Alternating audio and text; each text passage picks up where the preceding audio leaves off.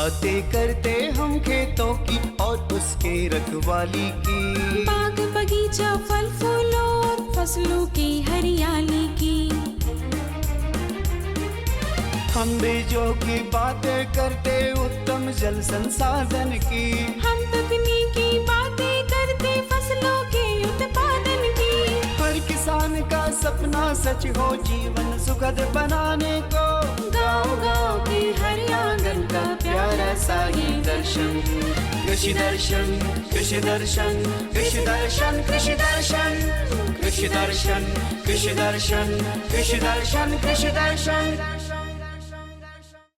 हर बार की तरह कृषि जगत में क्या कुछ चल रहा है नया, जानने के लिए आइए सीधे चलते हैं कृषि समाचार की ओर। नमस्कार, कृषि समाचार में आपका स्वागत है। मैं हूं शशि। आइए देखते हैं आज कृषि समाचार में क्या है खास। खूंटी जिला में लघु कृषि उपकरण बैंक स्थापित करने की है योजना। चतरा जिला में किया जा रहा है पशु चिकित्सा शिविर का आयोजन। शिमला मिर्च के बेहतर उत्पादन के लिए लगाएं उन्नत प्रभेद भारत। अब समाचार विस्तार से। खूंटी जिला में कृषि यंत्रीकरण प्रोत्साहन योजना के तहत छोटे कृषि उपकरण बैंकों की स्थापना की जाएगी। इस योजना से लाभ लेने के लिए महिला स्वयं सहायता समूह, सखी मंडल और कृषक समूह जिला भूमि संरक्षण कार्यालय खूंटी में आवेदन दे सकते हैं।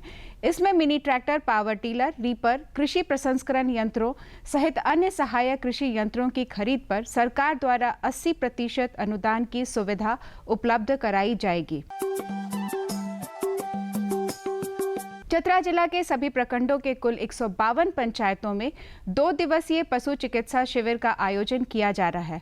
प्रथम चरण में प्रतापपुर, कान्हाचट्टी, इटखोरी, हंटरगंज, टंडवा, सिमरिया, चतरा और गिद्धौर प्रखंड में 6 पंचायतों को चुना गया है, जिसमें पशुपालक अपने पशुओं का निःशुल्क स्वास्थ्य जांच, इलाज, बंध्याकरण, टीकाकरण और गर्भाधान करा सकते हैं।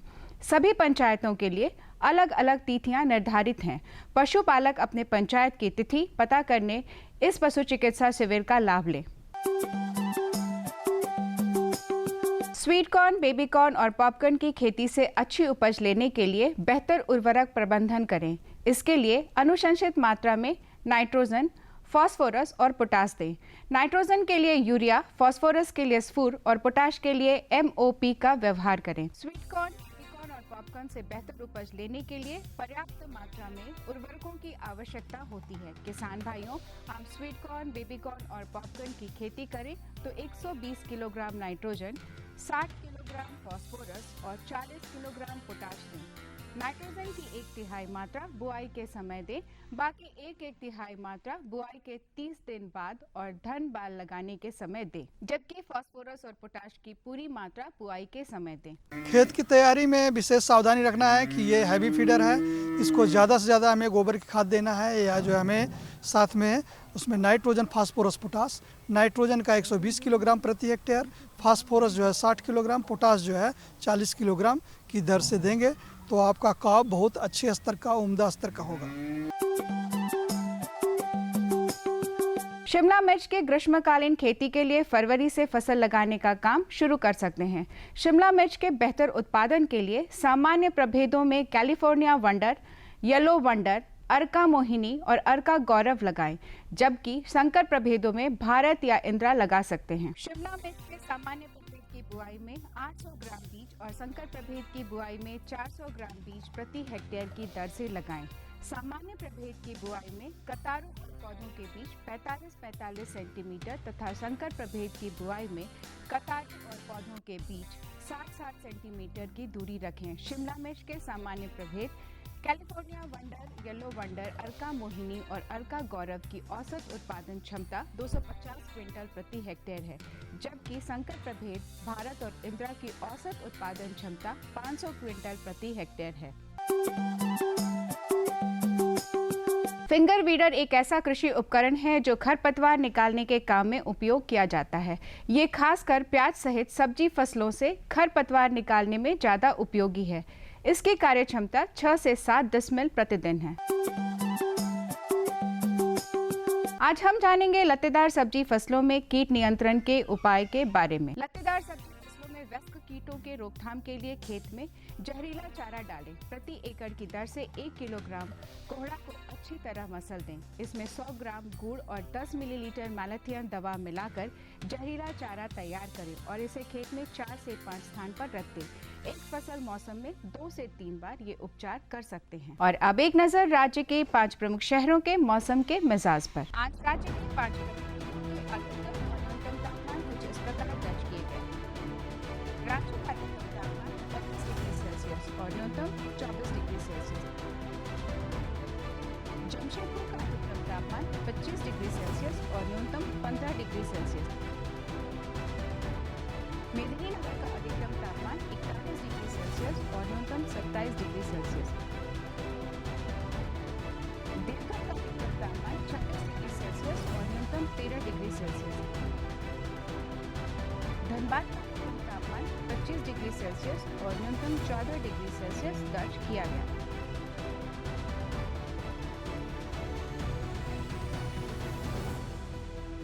कृषि समाचार में आज इतना ही। अगले दिन अगले अंक में फिर मुलाकात होगी कुछ ताज़ा तरीन खबरों के साथ। तब तक के लिए दीजिए इजाजत। नमस्कार, जोहार। किसान भाइयों, अधिकतर देखा जाता है कि चूजों में जाड़े की वजह से सर्दी खांसी होने लगती है और अगर एक भी चूजे को सर्दी खांसी हो गई तो सारे चूजे बीमार पड़ जाते हैं। ऐसी स्थिति में हमारे किसान भाई जाड़े के मौसम में चूजों की देखभाल कैसे करें, जानने के लिए आइए सीधे चलते हैं विशेषज्ञ के पास। मुर्गी पालन एक सफल व्यवसाय है, बशर्ते मौसम, समय और आवश्यकता के अनुसार प्रबंधन पर विशेष ध्यान दिया जाए। इस समय में तापमान कम है, ऐसे में चूजों की देखभाल की खास आवश्यकता होती है।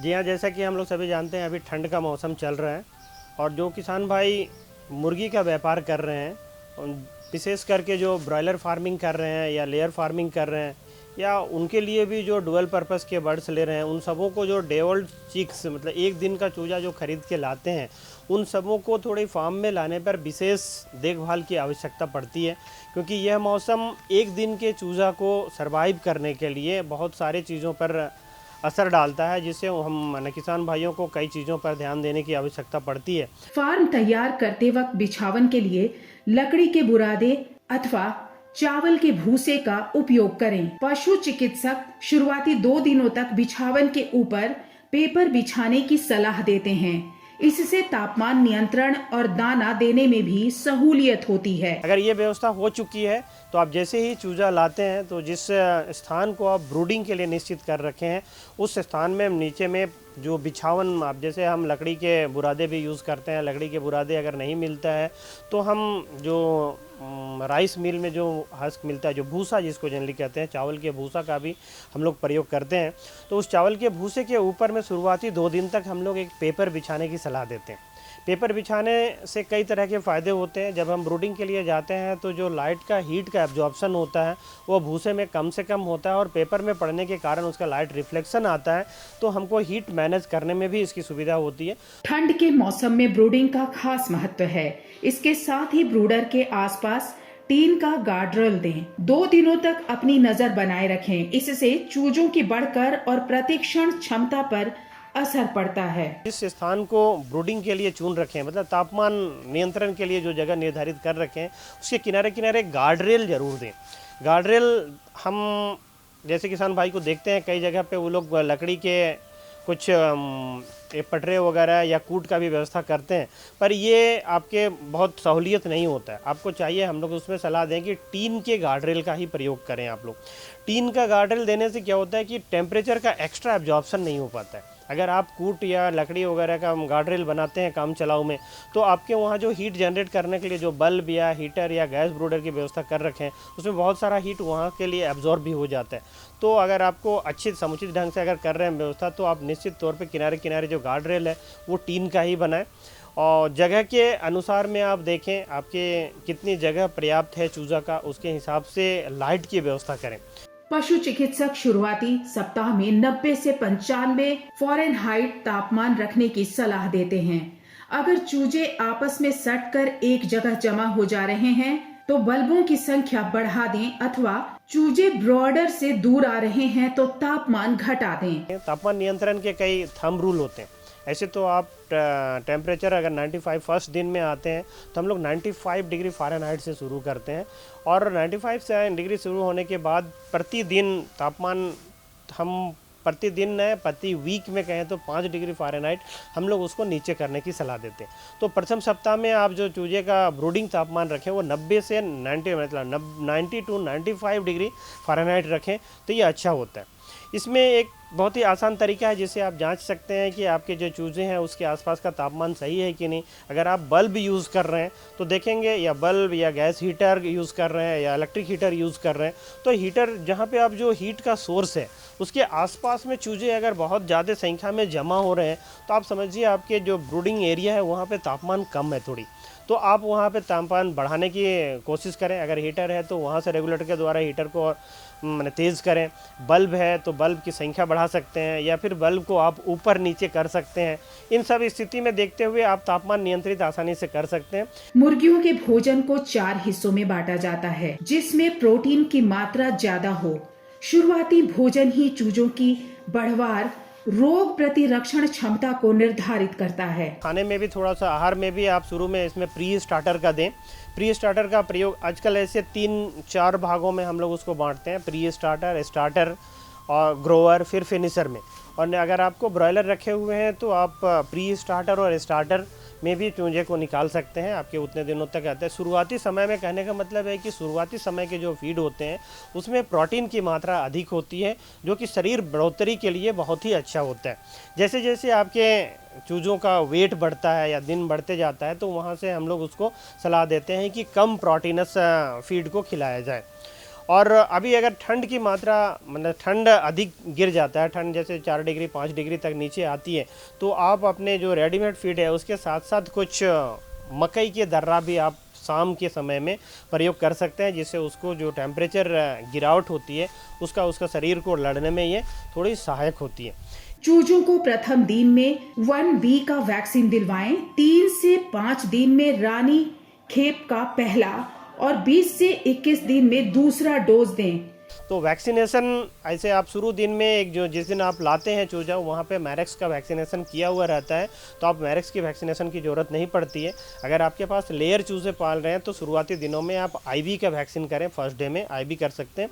अगर आपके पास ब्रॉयलर चूजे आप अगर ब्रॉयलर चूजा ला रहे हैं तो उस स्थिति में आप 3रा से 5वां दिन में रानीखेत का पहला वैक्सीन आप करें, चाहे वो F1 लासोटा जो भी मिलता है उस स्थिति में रानीखेत का पहला वैक्सीन करें।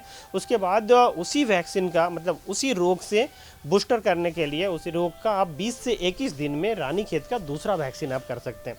समय रहते अगर समुचित प्रबंधन के साथ मुर्गी पालन किया जाए तो यह न केवल अतिरिक्त आमदनी बल्कि स्वरोजगार का अच्छा साधन बन सकता है। अगर हमारे सुकर खाने में कमी कर दे या फिर वो लंगड़ा के चलने लगे तो आप समझ जाइए कि सुकरों को खुरहा और चपका रोग हो गया है। ऐसी स्थिति में आप क्या करें, कैसे इस रोग से बचाव करें, जानने के लिए आइए सीधे हम चलते हैं हमारे विशेषज्ञ के पास। खुरहा चपका एक वायरस जनित रोग है जो तकरीबन हर प्रकार के खुर वाले जानवरों को संक्रमित करता है। चूंकि यह वायरस जनित रोग है इसलिए इसका संक्रमण काफी तेजी से फैलता है। यह रोग सूकरों को काफी प्रभावित करता है और जानलेवा भी हो सकता है। किसान भाइयों, ये खुरा चपका वायरस जनित बीमारी है। ये लगभग सभी खुर वाले जानवरों में होता है। सूकरों में भी इसकी संभावना बहुत अधिक बनती है, विशेष करके जो संकर किस्म के सूअर हैं, जैसे जो विदेशी संकर किस्म के सूअर हैं, उन सबों में खुरा चपका की संभावना देसी सूकरों की अपेक्षा अधिक बनती है। फिर भी ये काफ़ी माने वायरस जनित होने के कारण ये बहुत तेज़ी से एक बीमार सूअर से दूसरे स्वस्थ सूकरों तक पहुंचता है, तो कहीं ये संक्रमण इसका बहुत तेज़ी से फैलता है। इसी कारण इस पर बचाव पर विशेष ध्यान देने की आवश्यकता पड़ती है।